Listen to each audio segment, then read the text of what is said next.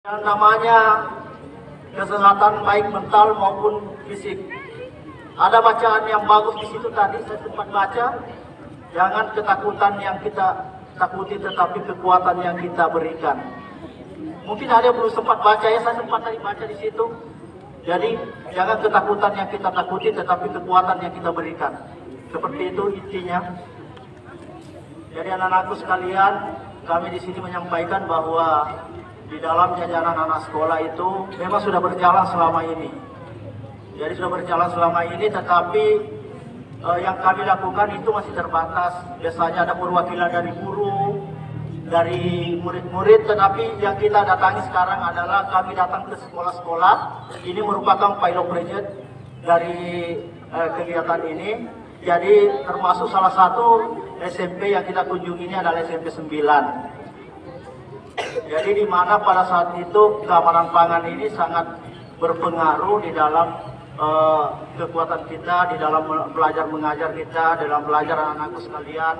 Kalau misalnya ada yang sakit atau apa karena makanan, itu bisa berpengaruh kepada kekuatan dan prestasi kita. Jadi ada 5 kunci keamanan pangan. Ingat ya, nanti saya tanyakan kembali 5 kunci keamanan pangan. Yang pertama, kita kenali pangan. Mengenali pangan itu adalah melihat dari ada 3 bahaya di dalam pangan itu. Yang pertama adalah bahaya biologi. Bahaya biologi itu misalnya pernah terkontaminasi, makanan itu terkontaminasi dengan mikroorganisme. Ada yang pernah kena penyakit tipes enggak di sini? Acungkan tangannya, pernah tipes? Oh iya, pernah tipes. Banyak sekali. Oh, banyak sekali pernah kena tipes. Waduh, saya kasih hadiah ini. Jadi itu adalah salah satu penyebab dari mikroorganisme yang bernama salmonella. Jadi ada kuman namanya salmonella. Makanan itu ada yang mengandung boraks ya. Jadi anak-anakku sekalian, nanti setelah kita upacara ini, nanti kita akan melakukan pengujian di kantin. Tapi yang bisa kita lakukan di sini adalah pengujian kimia saja. Karena kalau pengujian mikrobiologi itu biasanya di kantor, di laboratorium kami. Karena memerlukan suatu proses dengan waktu yang agak panjang. Tapi kalau di sini kita bisa menguji kimia. Bahaya kimia itu bisa dari bahaya warnanya, kemudian boraks, kemudian mengandung formalin. Jadi kalau ada pentol bakso itu dimantulkan begini kayak bola kasti ya. Ada teman tahu lah bola kasti itu mantul-mantul, berarti kemungkinan ada bahan formalinnya di dalam. Tapi itu untuk mengetahui ada tidaknya formalin itu kita harus melakukan pengujian. Jadi kami bersama dengan tim di sini melakukan nanti pengujian ya setelah kita upacara ini. Kemudian yang bahaya yang ketiga adalah bahaya fisik. Bahaya fisik. Mungkin adik-adik, anak-anakku sekalian biasa kalau beli nasi kuning biasanya dia pakai staples ya. Dan itu penjual itu ada 2 macam, ada diikat pakai karet, ada yang dipakai staples. Jadi kalau misalnya pakai staples itu pasti cabut, kemudian jatuh dan bercampur di dalam makanan itu, biasanya itu biasa ikut masuk ke dalam makanan ikut termakan ya, kalau kita tidak lihat ya. Jadi itu betul-betul diperhatikan. Kemudian biasanya pada saat dijemur itu padi atau apa itu ya, biasanya kan dijemur itu di lapangan atau di pinggir jalan.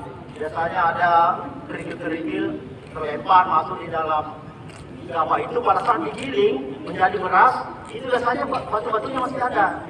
Lebih kecil-kecil itu biasa dia bisa tercampur, itu namanya bahaya fisik. Kemudian setelah kita mengenali makanan itu, kita beli sudah pangan yang aman. Jadi beli makanan yang aman, kemudian kita membelinya dari penjual yang sehat, kemudian dia tidak sakit atau apa ya. Kita lihat bahwa dia pada saat dia mengolah makanan ini bersih, dia tertutup, dia jualannya ditutup, jadi artinya lalat-lalat itu tidak masuk. Itu bahaya, itu kunci yang kedua ya. Kemudian yang kunci yang ketiga, label.